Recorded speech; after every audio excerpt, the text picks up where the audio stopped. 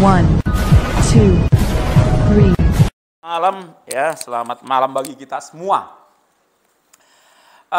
Pertama, karena satu dan lain hal ya, akhirnya saya yang minta kepada istri saya, izinkan saya menyampaikan firman Tuhan begitu. Saya merasa didorong Tuhan begitu. Yang kedua, saudaraku, tadi malam sekitar jam 1 apa jam 2 ya, saya lagi tidur, ya kan, lagi tidur dan memang sudah seminggu lebih tangan kanan saya ini sakit begitu.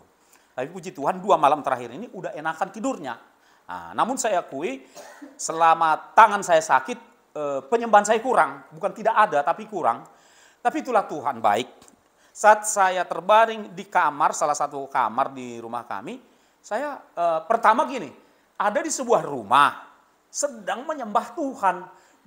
Di rumah itu keadaannya lengang. Kan begitu, sekitar itu keadaan, tapi saya kuat-kuat menyembah Tuhan. Mungkin karena suara saya kuat, saya terbangun. Ketika saya terbangun, saya sadar saya ada di kamar, saya lihat dindingnya begitu kan. Nah, lalu saya ngantuk lagi, ketika ngantuk ada gitar, stringnya 2, kan begitu.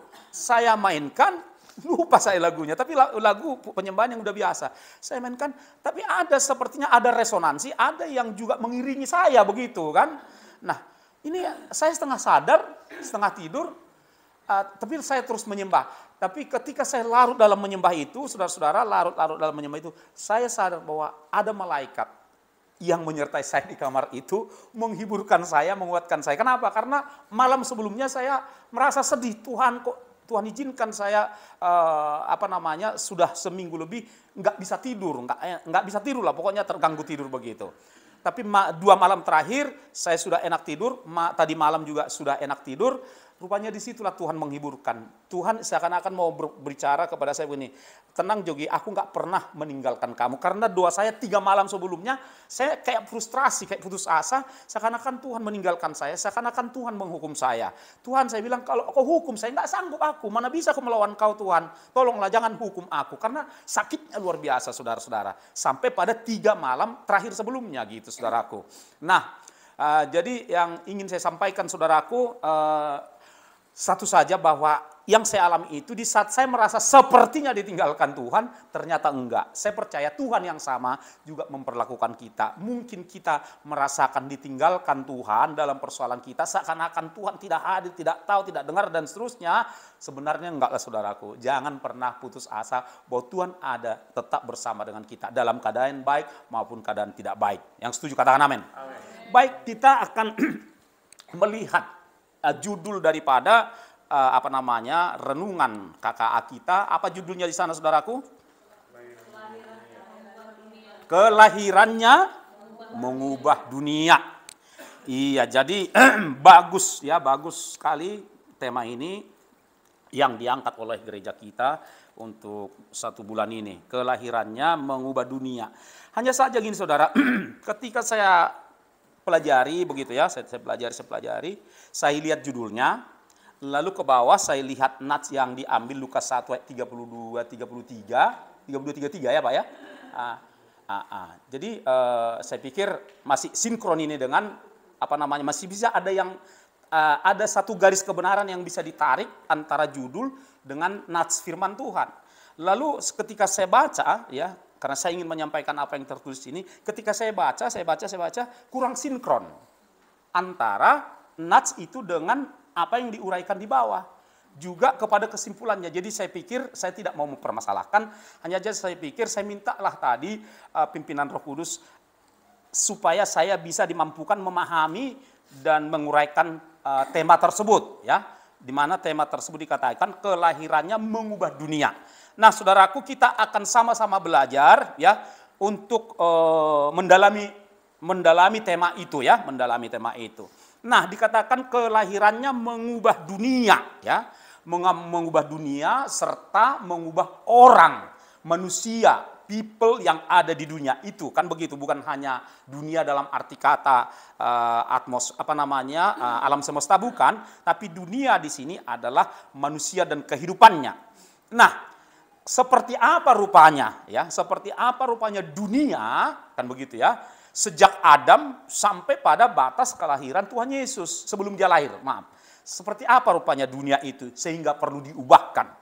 Nah, pertama tentunya karena dunia sudah jatuh ke dalam dosa sejak dari Taman Eden, maka dunia, manusia yang ada di dalam dunia ini sudah terputus hubungannya dengan Allah, ya. Sudah terputus hubungannya dengan Allah dan manusia itu sudah menuju kepada kebinasaan. Manusia itu yang kedua hidup dalam kegelapan, manusia itu hidup dalam keputusasaan. Kan begitu, saudaraku.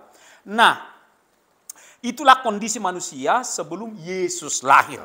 Karena yang pertama, manusia itu, saudaraku, sudah gelap, ya. Manusia itu sudah hidup dalam kegelapan, bukan gelap tanpa matahari, bukan, tetapi gelap dalam pikiran, tindakan, perbuatan.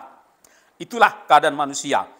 Nah, ketika manusia itu gelap, maka dia juga akan melakukan dosa demi dosa demi dosa, sebagaimana dikatakan dalam kitab Kejadian bahwa kecenderungan manusia itu, saudaraku, hanya. Jadi kecenderungan manusia itu adalah dosa, bukan adalah dosa, tapi hanyalah dosa dan kejahatan. Kan begitu, saudara-saudara. Nah, yang pertama kita lihat, ya, yang pertama dari apa manusia itu atau dunia itu diubahkan, ya. Ya, diubahkan oleh kelahirannya. Mari kita lihat, saudara, dari Yesaya, ya. Yesaya, dari Yesaya 53, ya, ayat 1 sampai dengan 6. Kita akan sama-sama belajar, saudaraku. Karena kita tidak kemana-mana malam ini, kita akan nikmati saja firman Tuhan sebelum kita nikmati nanti berkat jasmani yang tuan rumah sudah sediakan. Mari, saudaraku, kita buka dari Yesaya 53, bagian firman Tuhan yang sudah kerap kali kita dengar, kita baca, tetapi malam hari ini kita mau Tuhan berbicara lagi kepada kita melalui firman Tuhan ini sehingga kita mengerti makna kelahiran daripada Tuhan Yesus Kristus. Yesaya 53. Kita akan baca sama-sama. Saya baca ayat 2, Bapak Saudara baca ayat 3, nanti bergantian pada ayat 6 kita akan baca sama-sama, ya. Semua siap, ya? Baik.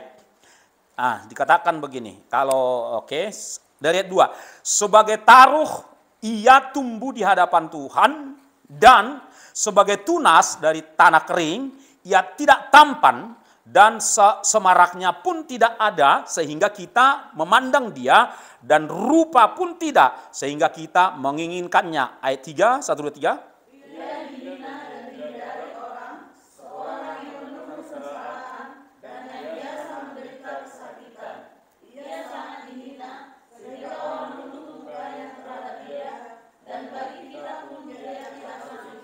Tetapi sesungguhnya penyakit kita lah yang ditanggungnya dan kesengsaraan kita yang dipikulnya, padahal kita mengira dia kena tulah, dipukul dan ditindas Allah. Adima? Tetapi dia tertikam oleh karena pemberontakan kita, dia diremukkan oleh karena kejahatan kita, ganjaran yang mendatangkan keselamatan bagi kita ditimpakan kepadanya, dan oleh liur-liurnya kita menjadi sembuh. Ayat 6, di sini dia. 6 sama-sama semua, 1, 2, 3.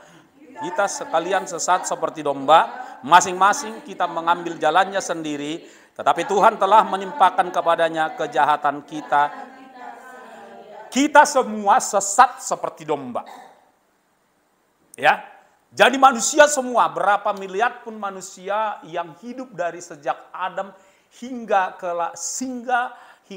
sebelum kelahiran Tuhan Yesus, ada yang memperhitungkan sampai batas Nuh saja, itu 10 miliar manusia yang hidup waktu itu dan mati, kan begitu. Nah, dari Nuh kepada kepada sebelum kelahiran Yesus mungkin kurang lebih segitu juga, saudara-saudara, kan begitu, ya.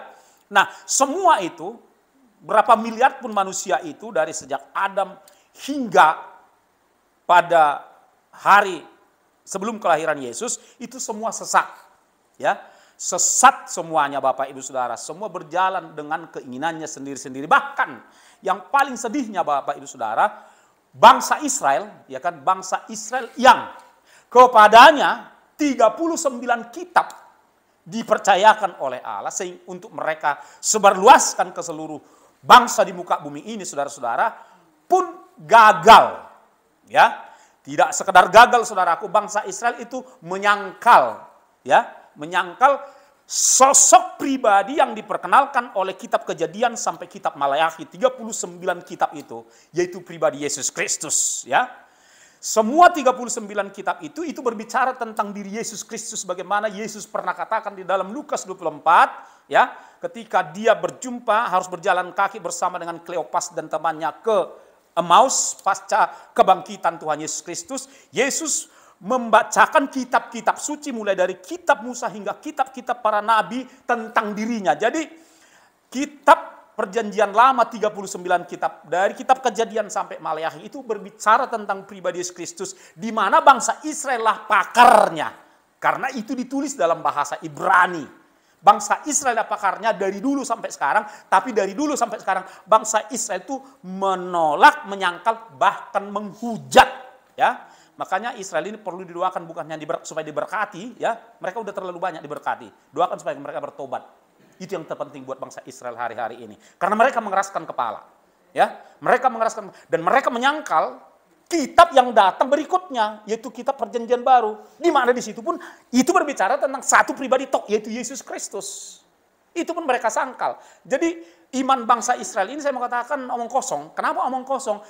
Pribadi yang diperkenalkan di Perjanjian Lama pun mereka tolak. Pribadi yang diperkenalkan di Perjanjian Baru pun mereka tolak, nggak percaya. Jadi bukan hanya menolak Perjanjian Baru, tapi Perjanjian Lama juga. Jadi iman mereka itu apa sebetulnya? Hanya percaya Allah Bapa, hanya percaya YHWH.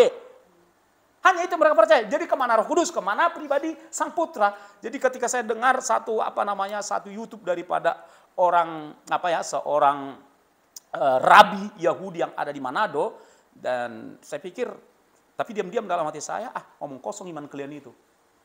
Ya kan, omong kosong lah. Kalian percaya Yesus itu udah kalian percaya. Kami percaya Perjanjian Lama. Dalam hati saya, Perjanjian Lama yang dikenalkan Yesus, kalian nggak percaya. Jadi jangan kalian merasa beriman dalam hati saya. Makanya bangsa Israel sampai pada hari nanti pengangkatan mereka ada di bumi 3,5 tahun mengikuti 3,5 tahun kesukaran besar. Tapi 3,5 tahun kedua, penggalan kedua, mereka disembunyikan oleh Allah dan seterusnya. Itu hukuman buat bangsa Israel. Nah, yang ingin saya katakan di sini agak jauh sedikit supaya cakrawala kita memahami itu agak dibukakan begitu saudara-saudara. Tadi poinnya adalah bahwa seluruh dunia itu sesat. Ya, seluruh dunia. Jangankan orang yang tidak punya Taurat, yang punya Taurat saja sesat. Kan begitu saudara-saudara. Cuma karena Tuhan itu baik, mereka kemudian nanti akan diselamatkan pasca 7 tahun masa kesengsaraan itu. Masa Great Tribulation namanya. Di lain kesempatan bisa saya jelaskan dengan baik. Nah itu saudara-saudara. Jadi sesungguhnya bukan saja bangsa Israel, bukan saja bangsa-bangsa, kita pun sesungguhnya ada dalam status itu. Sesat kita semuanya seperti domba mengikuti jalan-jalan kita masing-masing. Kita yang sudah kenal Yesus pun bisa hidup seperti itu. Itu ironi. Saudara-saudara, jadi jangan kita langsung bangga, hanya bangsa-bangsa, hanya bangsa Israel yang sesat. Enggak, kita pun bisa sesat. Kalaupun kita sudah puluhan kali merayakan kelahiran Yesus Kristus, kalau kita bukan pengikut sejati, kalau kita bukan murid sejati, murid palsu kita pun sesat, saudara-saudara. Saya ngomong apa adanya, saya nggak pintar basa-basi. Dan begitu, itu yang pertama. Tapi Yesus datang untuk memberi jalan kepada siapapun dia yang sesat itu saudara-saudara. Mau bangsa-bangsa non-Israel, mau orang Kristen, mau bangsa Israel. Dia datang untuk membuka jalan keselamatan supaya bangsa-bangsa tidak sesat. Amin saudaraku. Iya, supaya tidak sesat. Termasuk ya puji Tuhan bangsa kita, bangsa Batak ya. Itu pun diberi Tuhan kesempatan melalui beberapa misionaris ya. Melalui beberapa misionaris, ada 4 misionaris di dalam jenjang waktu yang berbeda. Ada penginjil ya, misionaris dari gereja Nestorian pada abad yang ke-6. Ya, jadi sebelum Islam masuk ke Indonesia, Injil sudah masuk ke tanah Batak pada abad yang ke-6, gereja turunan dari gereja abad ke-2, kurang lebih seperti itu. Jadi sudah masuk ke sana, tapi tidak menyebar luas, punah ditelan oleh waktu. Lalu di tahun-tahun berikutnya 18 berapa gitu, tahun 1820-an, Tuhan kirim lagi penginjil dari Inggris namanya Burton, kan begitu, tidak sukses. Kemudian Tuhan kirim lagi dari Belanda namanya Van Asselt sekitar 1830 kurang lebih seperti itu, juga tidak sukses. Lalu Tuhan kirim lagi pada tahun 1838 kurang lebih seperti itu dari Amerika 2 orang, Munson Lehman, itu dibunuh menjadi benih martir, menjadi benih Injil di tanah Batak, saudara-saudara. Lalu pada 1863 ya Tuhan kirim lagi Nomensen, dan puji Tuhan Nomensen lah yang kemudian berhasil memberitakan Injil, memberitakan Yesus Kristus yang kita rayakan kelahirannya Desember ini, saudaraku. Itulah Nomensen yang kemudian berhasil memberitakan Injil itu kepada Batak Toba khususnya, saudara-saudara yang dikasihi oleh Tuhan.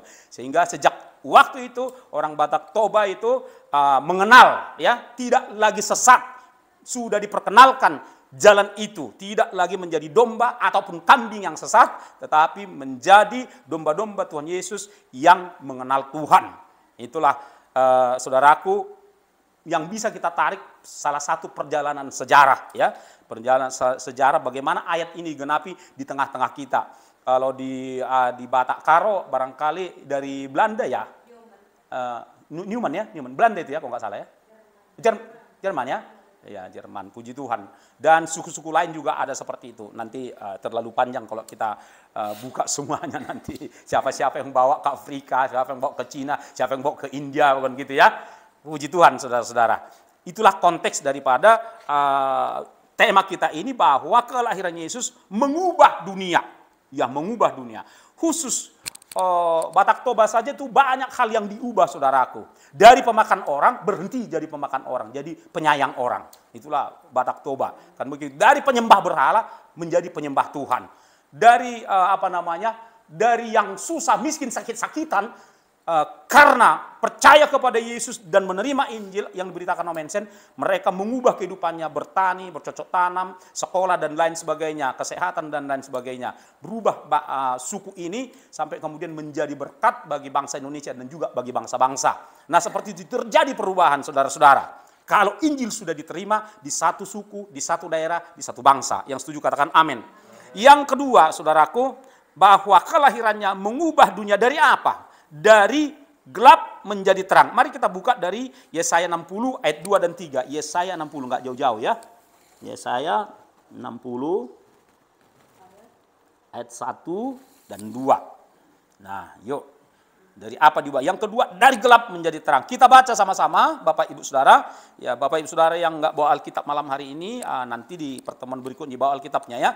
1, 2, 3. Sebab sesungguhnya, belum semua. Ya, Yesaya 60 ayat 2 dan 3. 1, 2, 3. Sebab sesungguhnya kegelapan menutupi bumi dan kekelaman menutupi bangsa-bangsa. Tetapi terang Tuhan terbit atasmu dan kemuliaannya menjadi nyata atasmu. Bangsa-bangsa berduyun-duyun datang kepada terangmu dan raja-raja kepada cahaya yang terbit atasmu. Nah, bangsa-bangsa itu mengalami kegelapan, Bapak Ibu Saudara. Gelap. Ya, gelaplah memang, ya. Gelaplah bangsa-bangsa sebelum mengenal Injil, sebelum mengenal Yesus Kristus, ya. Kegelapan menutupi bumi artinya menutupi manusia yang tinggal di muka bumi ini, dan kegelapan menutupi bangsa-bangsa. Tetapi terang Tuhan terbit atasmu.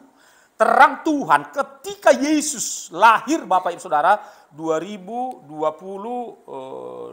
tambah 5, 22 tambah 4 berapa itu? 27, ya. 22 tambah 27. Jadi Yesus lahir itu 2027 setengah tahun yang lalu. Perhitungan ini kan ada yang meleset di dalam kalender Masehi ataupun kalender Gregorian ini. Ada yang menyebutnya kalender Masehi, ada yang menyebutnya kalender Gregorian yang kita pakai ini. Telat 5 tahun. Miss dia menghitung. Jadi ada 5 tahun yang harus diimbuhkan kepada tahun yang kita pakai ini, saudara. Yaitu 2022 tambah 4. 2027 tahun yang lalu, dengar baik, sang terang itu datang. Dan bagi saudara dan saya, bagi saya sang terang itu datang tahun 91. Kan begitu, secara pribadi, ya, tapi secara agama, ya saya dari keturunan Kristen. Tetapi pengalaman pribadi saya, sang terang itu sungguh membuat saya lahir baru tahun 92 di Ambon, ya. Dibaptis di atas tempat tidur, dibaptis roh dan dibaptis bahasa roh, kemudian menyusul baptisan Islam, kan begitu, saudara-saudara. Tapi orang bisa punya pengalaman duluan dibaptis Islam, baru dibaptis roh. Nah, terang itu datang kepada Jogi itu tahun 92, sudah terbit atas saya, ya, dan kemuliaannya menjadi nyata atas kita yang sudah menerima Yesus Kristus secara pribadi, yang mengerti katakan amin. Nah, begitu dia. Jadi sejak itulah saudara dan saya diubahkan, kan begitu, ya. Sejak itulah saudara dan saya diubahkan, ya. Saya tadinya dari yang manja, makanya saya mendengar kesaksian Ibu Loresja tadi. Oh iya, oke. Sama. Saya yang tadinya saudaraku dibesarkan di tengah satu keluarga 5 perempuan, 1 ibu, 4 saudara perempuan, dimanja, ya. Karena abang saya sudah merantau ke Aceh atau kemana waktu itu kan, sudah merantau. Jadi saya tinggal satu-satunya cowok. Apalagi di Batak Toba itu cowok itu anak niraja, nggak boleh, dia harus duduk di halangulu, ya, bahasa Karo kalangulu ya namanya ya, apa? Kalau pokoknya tempat duduknya bapak-bapak kan begitu kan, kalau atau kalimbubu. Kalau anak beru sebelah kiri, kira-kira seperti itu. Saya nggak boleh di sana. Oh, jadi saya selalu di sebelah kiri atau sebelah kanan daripada bapak saya. Saya dimanja, di situ saya nggak boleh duduk, nyuci piring nggak boleh, nyuci pakaian nggak boleh, nyapu rumah nggak boleh. Tapi kalau ngangon kerbo harus, kan gitu kira-kira, saudara. Jadi terbentuk manja. Tapi puji Tuhan, saudaraku, oke, dari sejak kanak-kanak sampai kemudian tamat dari kuliah, ya tahun 91, saya di situ sih awal lahir, proses awal lahir barunya di CCA waktu itu. Tapi kemudian berlanjut ke tahun 92 di Ambon, dibaptis oleh Roh Kudus, terangnya datang, Yesus bertahta di hati saya, di hidup saya pun diubahkan dari yang tadinya manja menjadi seorang yang tidak manja lagi. Karena waktu di Ambon, saya sudah sarjana hukum dari Universitas Sumatera Utara, kan gitu kira-kira. Tapi saya disuruh manjat gereja lebih kecil dari gereja ini, atapnya udah merah, sebagian udah hitam, dan nggak pakai plafon. Kalau hujan bocor, saya disuruh manjat. Bagaimana caranya supaya itu bocor bisa ditanggulangi katanya. Saya terus otak saya jalan gabus bensin. Saya naik, saya aduk, kan gitu, saya tempel. Dan kemudian gereja itu paritnya begitu padat, udah padat sampah, pasir, lumpur di situ. Jadi kalau air dari belakang nggak bisa lagi ngalir. Wah, karena saya udah dikasih tinggal di situ, saya meninggalkan rumah kakak Anula Gradia, saya tinggal di gereja pastori kamar kecil, ya saya harus tanggulangi sendiri. Saya nggak bisa masuk bawa skop dengan badan lurus begitu, saudara. Terpaksa saya miringkan badan saya, membersihkannya dan seterusnya. Termasuk juga saya dimampukan Tuhan nyuci gelas dan cangkir daripada para singers, ya, ketika mereka nyanyi kayak malaikat gitu kan, ternyata berantakan juga. Main tinggal aja dia punya cangkir dan lain sebagainya. Dalam hati saya, penampilan aja nih kalian paten-paten kayak gini ya kelakuan kalian. Rupanya saya nggak sadar, ya kan? Saya sedang diproses Tuhan, diubahkan saya. Amin, saudaraku. Nah, saya diubahkan.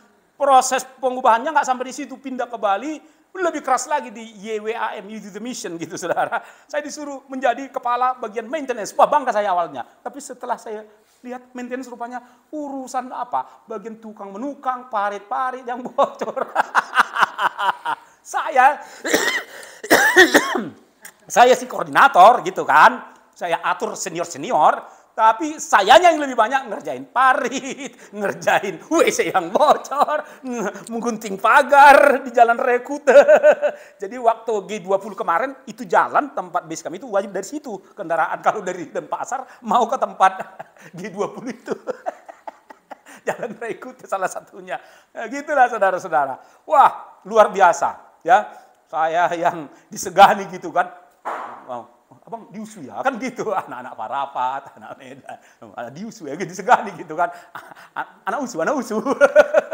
Tapi di sana gunting pagar pakai celana pendek, pakai topi, agak pakai kacamata lah sedikit kan gitu. Tapi lewat nanti kawan-kawan dari itu. Oh, tapi itulah luar biasa Tuhan buat saya enjoy melakukannya, saya diubahkan Tuhan. Itu saudara-saudara yang dikasih oleh Tuhan.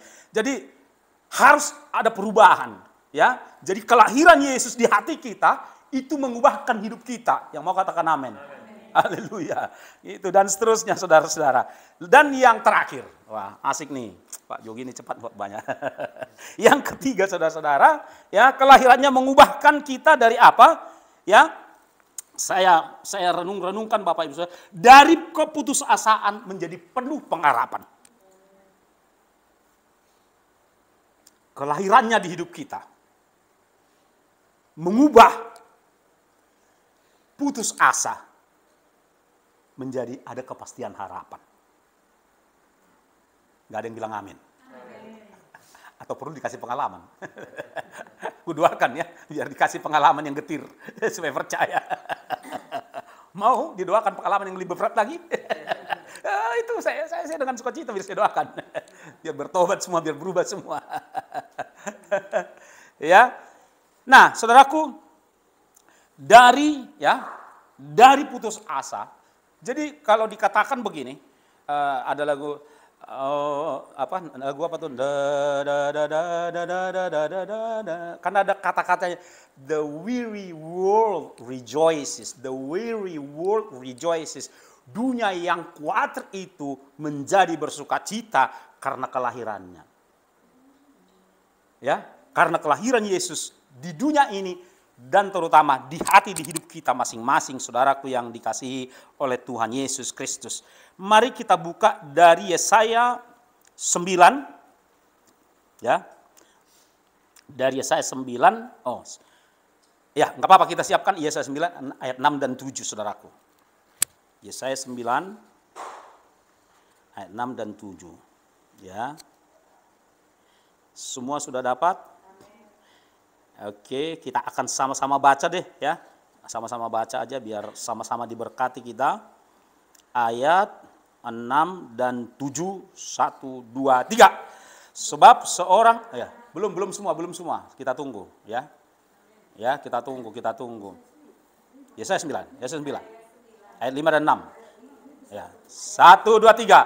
Sebab seorang anak telah lahir untuk kita, seorang putra telah diberikan untuk kita, lambang pemerintahan ada di atas bahunya, dan namanya disebut orang penasihat ajaib, Allah yang perkasa, Bapa yang kekal, Raja damai. Besar kekuasaannya dan damai sejahtera tidak akan berkesudahan di atas tahta Daud dan di dalam kerajaannya, karena ia mendasarkan dan mengokohkannya dengan keadilan dan kebenaran dari sekarang sampai selama-lamanya. Katakan amin.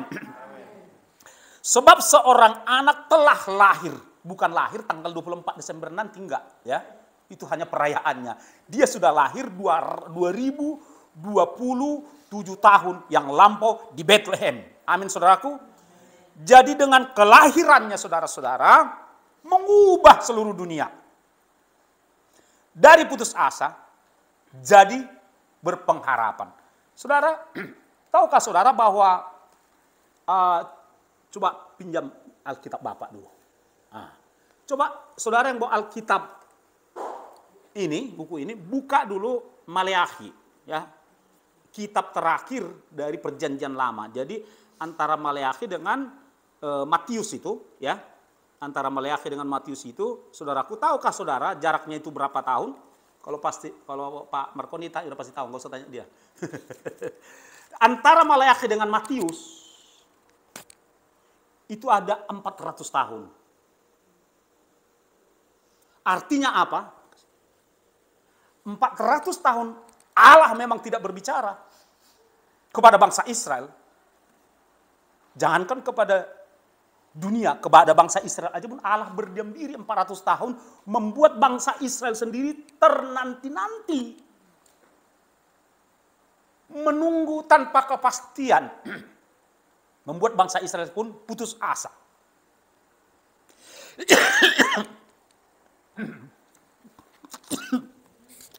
Kenapa, saudaraku? Karena begini, antara kelahiran Yesus, ikuti baik-baik, saya udah hampir selesai. Antara kelahiran Yesus dengan masa Yesaya, ikuti ya, supaya kita ada pencerahan dan ya. Antara kelahiran Yesus tarik mundur kepada zamannya Yesaya menyampaikan nubuat tentang kelahirannya, itu ada 700 tahun. Ikuti saya. 700 tahun hidup Yesaya dengan kelahiran 700 tahun. Nah, dikurang 300. Antara Maleakhi dengan Matius atau kelahiran Yesus itu ada 400 tahun. Allah berdiam, tidak berbicara sama sekali kepada bangsa Israel, apalagi ke dunia ini, membuat putus asa, membuat tidak ada pengharapan. 400 tahun, jangankan 100 tahun. 40 hari saja doa kita nggak dijawab. Sakit, jauh-jauh lah penyakit ya, jauh-jauh lah. Katakan amin. Tapi andai kata sakit 40 hari nggak dijawab Tuhan. Sakit kali. Aku 2 minggu udah nangis, aku nggak tahu istriku, aku nangis-nangis. Serius. Betul, Bu. Ku ngajar hari Kamis lalu, ya kan?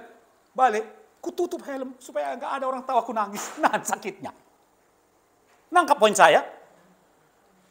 Itu baru 4 jam.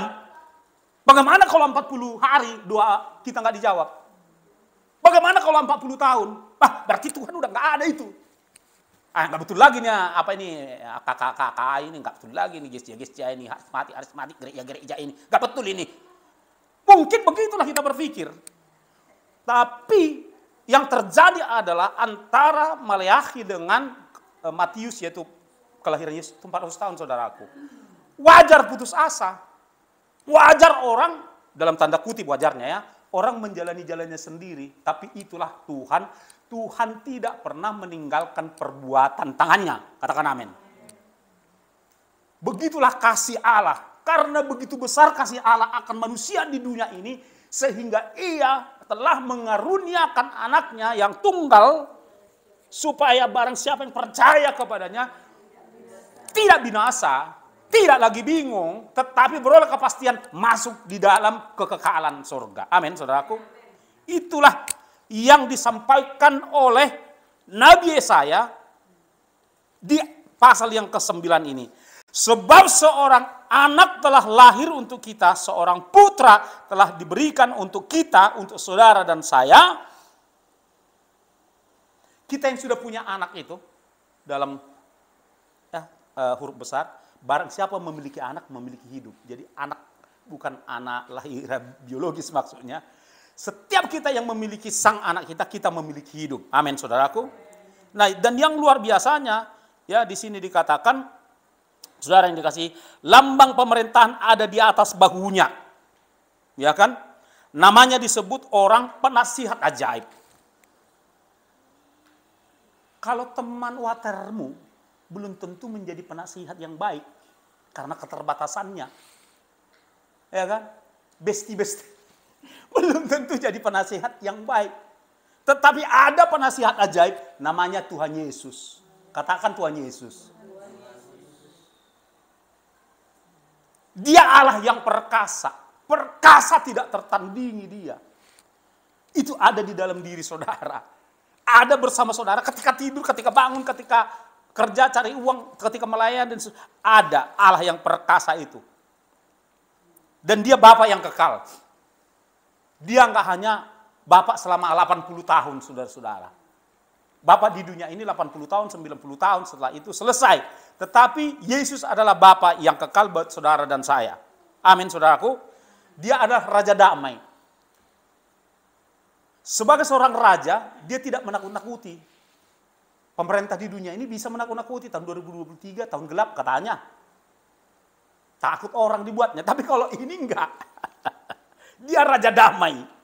Dia memberikan damai di dasar hatimu, di pikiran kita, dalam kehidupan kita. Sekalipun ada tantangan, tapi ada damai sehingga ada kekuatan untuk menghadapi, menantang segala rintangan hidup. Amin, saudaraku. Dia Raja Damai. Persoalanmu belum selesai. Bahkan ada persoalan yang memang tidak selesai. Tuhan izinkan mungkin sampai akhir hidupnya. Tapi ada damai. Saya selalu bilang sama istri, yang lain-lain kita boleh tidak ada, saya bilang. Kekayaan ABC boleh kita tidak ada, tetapi damai jangan sampai kita ganggu di rumah ini. Saya bilang sama istri saya, itu harta kita yang paling berharga, saya bilang. Nah, saudara yang dikasih oleh Tuhan Yesus Kristus, itulah pribadi, ya. Dan dia bukan hanya sampai tahun 2022 menjadi apa? Menjadi penasihat ajaib, Allah yang perkasa, Bapa yang kekal, Raja Damai. Tidak. Dia akan terus menjadi pribadi itu sampai pada kesudahan zaman. Amin. Di masa kerajaan 1000 tahun, dia membawa kita kepada kerajaan damai. Kita lewatkan, kita selesaikan kerajaan damai 1000 tahun, kita masuk pada Yerusalem baru, ya, langit yang baru, bumi yang baru. Untuk kekekalan. Itulah arah hidup kita, saudaraku. Amin, saudaraku. Dan tentu ada satu fase, ada satu peristiwa sebelum ke sana, yaitu pengangkatan. Ya, pengangkatan dari mempelainya itu saudara dan saya yang setia dan taat.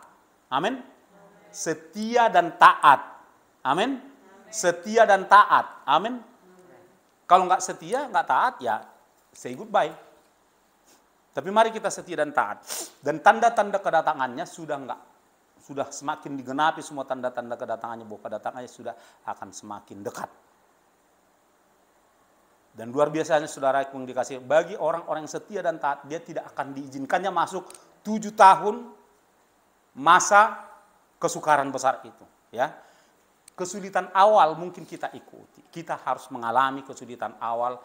Mungkin tahun 2023 semakin sulitlah yang dihadapi oleh dunia ini, semakin sulit ekonomi, kesehatan, dan lain sebagainya.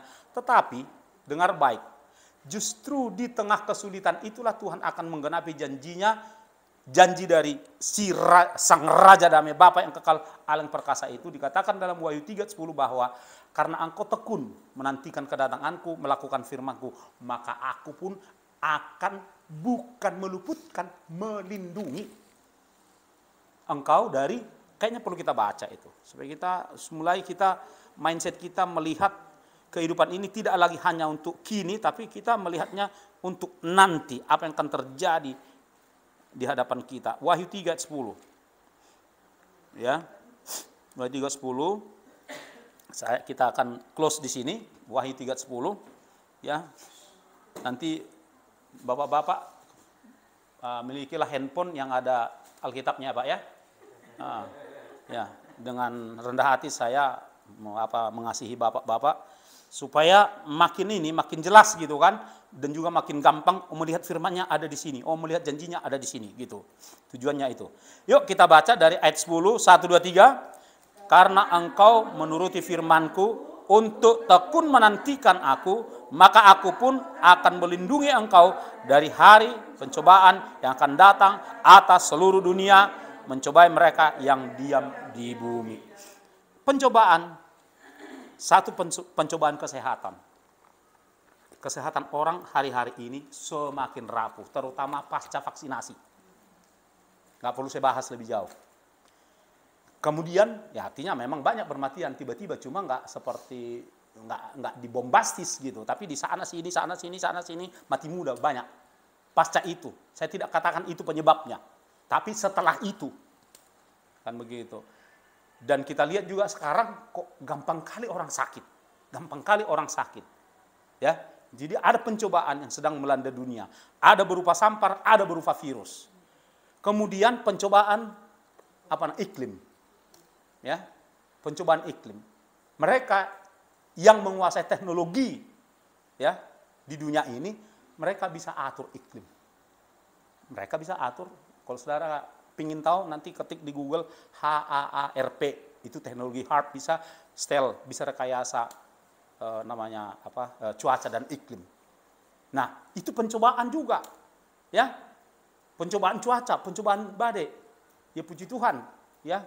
Kita bukannya senang terjadi di Jawa Barat segala musibah itu, enggak. Kita pun prihatin, tapi puji Tuhan kita aman di tempat kita masing-masing. Amin. Karena Tuhan masih setia, makanya setia kita semua, taat kita semua. Dia setia melihara kita di tengah gonjang-ganjing dunia. Tuhan bisa pelihara kita secara khusus. Katakan amin. Ya kan? Dari peristiwa Cianjur, masuk peristiwa apa lagi? Bandung terakhir, coba jalan bagus-bagus, anjlok ke bawah. Ya, tapi memang ya itu rahasia Tuhan lah. Kenapa setiap bulan Desember di daerah-daerah yang mayoritas pencobaan ekonomi, ya kan? Pencobaan ekonomi. Sejak dinaikkannya harga bensin dari 7 ribuan jadi 10 ribu. Isi 20 ribu bensin, isi hari ini, besok sore udah res. Makanya kalau saudara perhatikan, ini fakta ya.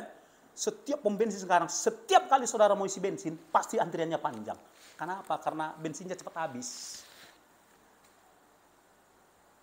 Ya, saudara berpikir sendiri kenapa? Kan begitu. Ya kan berarti kan itu kan akan menimbulkan efek domino. Tahu domino? kartu domino atau kartu domino. Kalau kita jajarkan begini, kita atur domino yang apa itu yang tebal itu, ya kan? Kita jajarkan berdiri bagus-bagus gitu kan. Kita sentuh satu, berpengaruh kepada seluruh kehidupan manusia. Itu fakta. Itu fakta yang sedang kita hadapi. Ada pencobaan. Tapi kabar baiknya, Wahyu 3:10 berkata tadi, apa dikatakan tadi? Karena, coba, kayaknya siapa yang sudah menemukan? Ayo silakan. Ya, dengan semangat. Wahyu 3:10. Karena, ayo silakan. Karena engkau menuruti firman-Ku, Amin.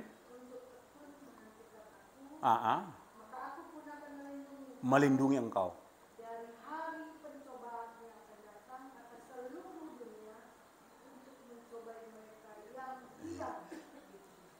Jadi itulah ciri khas dari Allah kita. Setiap kali ada kesulitan melanda bangsa-bangsa, justru disitulah dia memunculkan mujizat dan pemeliharannya secara khusus bagi yang benar-benar percaya. Amin. Yang benar-benar percaya, taat tekun. Nah, oleh sebab itu biarlah firman Tuhan itu sungguh-sungguh tertanam di hati kita, ya, yang kita dengarkan pada malam hari ini. Tidak lewat, tidak menguap begitu saja, tapi sungguh-sungguh tertanam menguatkan saudara dan saya. Saudara, tentu ada bagian yang kita lakukan menghadapi semua ini. Itu tentunya kita nggak tinggal tidur. Ada bagian-bagian yang harus kita lakukan. Ya, sekalipun dia sudah lahir di hidup kita, dia menjadi Immanuel, dia menjadi Allah yang perkasa, Bapa yang kekal, Raja damai. Ada bagian kita. Satu, mulailah bagus-bagus atur keuangan. Amin. Atur pengeluaran. Jangan semua dibeliin kalau nggak keperluan. Nggak ada amin. Jangan beli kalau itu nggak perlu. Ngapain dibeli? Koleksi A, B, C segala macam. Nggak usah. Berhenti koleksi-koleksian. Pakai yang ada. Suka nggak suka saya harus sampaikan. Amin. Terus waktu dan tenaga. Managelah waktu dan tenagamu. Maksudnya apa? Jangan terlalu banyak lihat handphone. Kurangi. Ya. Memang hak saudara. Tapi ya bagian saya menyampaikan. Kurangi lihat handphone. Karena apa?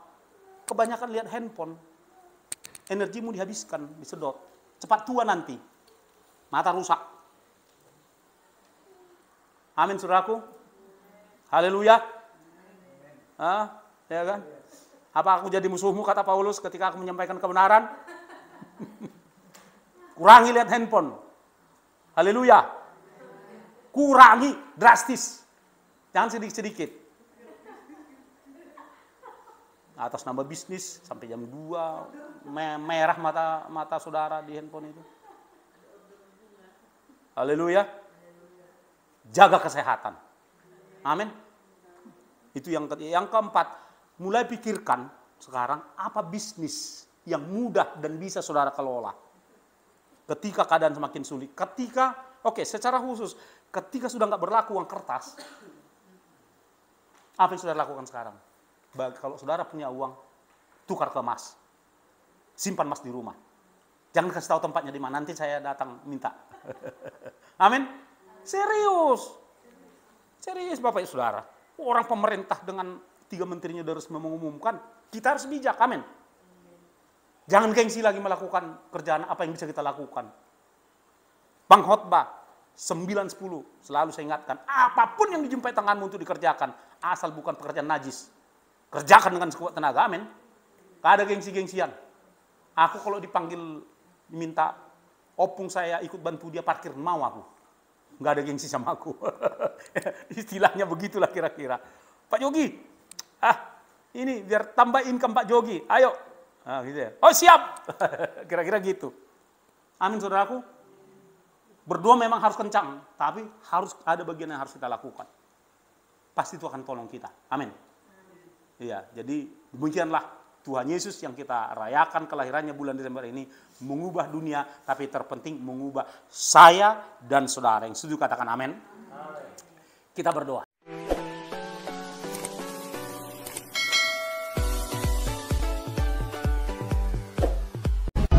1, 2 3,